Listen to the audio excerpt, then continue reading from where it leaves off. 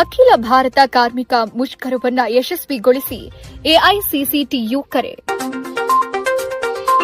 ಕೇಂದ್ರ ಸರ್ಕಾರ ಜಾರಿಗೆ ತಂದ 4 ಕಾರ್ಮಿಕ ಸಂಹಿತೆಗಳನ್ನು ಕೂಡಲೇ ವಾಪಸ್ ಪಡೆಯಬೇಕು ಹಾಗೂ ಉದ್ಯೋಗ ಖಾತ್ರಿ ಯೋಜನೆ ತಿದ್ದುಪಡಿಸಿ ವಿರೋಧಿಸಿ ಸೇರಿದಂತೆ ಅನೇಕ ಕೇಂದ್ರ ಸರ್ಕಾರ, ರಾಜ್ಯ ಸರ್ಕಾರಗಳ ಕಾರ್ಮಿಕ ವಿರೋಧಿ, ರೈತ ವಿರೋಧಿ, ಕಾರ್ಮಿಕ ವಿರೋಧಿ ಕಾನೂನುಗಳ ರದ್ದತಿಗೆ ಒತ್ತಾಯಿಸಿ ಫೆಬ್ರವರಿ 12ರಂದು ಅಖಿಲ ಭಾರತ ಸಾರ್ವತ್ರಿಕ ಮುಷ್ಕರಕ್ಕೆ ದುಡಿಯುವ ವರ್ಗಗಳು ಹೆಚ್ಚಿನ ಸಂಖ್ಯೆಯಲ್ಲಿ ಪಾಲ್ಗೊಳ್ಳೋಕೆ ಎಐಸಿಸಿಟಿಯು ಸಂಘಟನೆ ಜಿಲ್ಲಾಧ್ಯಕ್ಷ ಅಜೀಜ್ ಜಾಗೀರ್ದಾರ್ ಕರೆ ನೀಡಿದರು.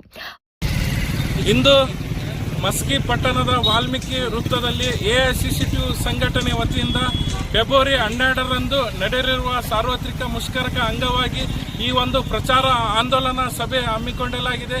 ಈ ಸಭೆಯ ಉದ್ದೇಶ ಕೇಂದ್ರ ಹಾಗೂ ರಾಜ್ಯ ಸರ್ಕಾರವು ಕೇಂದ್ರದ ಕಾರ್ಮಿಕ ವಿರೋಧಿ, ರೈತ ವಿರೋಧಿ ನೀತಿಗಳ ವಿರುದ್ಧ ಇದೊಂದು ಜನಜಾಗೃತಿ ಆಂದೋಲನವಾಗಿದೆ.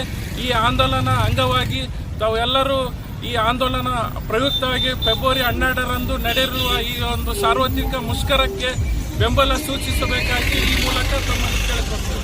ಮಸ್ಕಿ ಪಟ್ಟಣದ ವಾಲ್ಮೀಕಿ ವೃತ್ತದ ಬಳಿ ಮಸ್ಕಿ ಎಐಸಿಸಿಟಿಯು ಸಂಘಟನೆ ಪದಾಧಿಕಾರಿಗಳು ಪ್ರತಿಭಟನೆ ನಡೆಸಿ ಸಂಘಟನೆ ವತಿಯಿಂದ ಅಖಿಲ ಭಾರತ ಸಾರ್ವತ್ರಿಕ ಮುಷ್ಕರದಲ್ಲಿ ಹೆಚ್ಚಿನ ಸಂಖ್ಯೆಯಲ್ಲಿ ಪಾಲ್ಗೊಳ್ಳೋಕೆ ಕರಪತ್ರ ಹಂಚಿ ಪ್ರಚಾರಾಂದೋಲನ ನಡೆಸಿದರು. ದುಡಿಯುವ ವರ್ಗಗಳ ಕಲ್ಯಾಣಕ್ಕಾಗಿ ಕೇಂದ್ರ ಹಾಗೂ ರಾಜ್ಯ ಸರ್ಕಾರಗಳು ಕಾನೂನುಗಳನ್ನು ಜಾರಿ ಮಾಡದೆ ಕಾರ್ಮಿಕ ವಿರೋಧಿ, ರೈತ ವಿರೋಧಿ, ಜನ ವಿರೋಧಿ ನೀತಿಗಳ ಕಾನೂನು ಜಾರಿ ಮಾಡಿ ದುಡಿಯುವ ವರ್ಗಗಳ ಜನರನ್ನ ಸಂಕಷ್ಟಕ್ಕೀಡು ಮಾಡಲಾಗುತ್ತಿದೆ. ಈ ಕಾನೂನುಗಳ ರದ್ದತಿಗಾಗಿ ಫೆಬ್ರವರಿ 12ರಂದು ಅಖಿಲ ಭಾರತ ಸಾರ್ವತ್ರಿಕ ಮುಷ್ಕರ ನಡೆಸಲಾಗುತ್ತಿದೆ.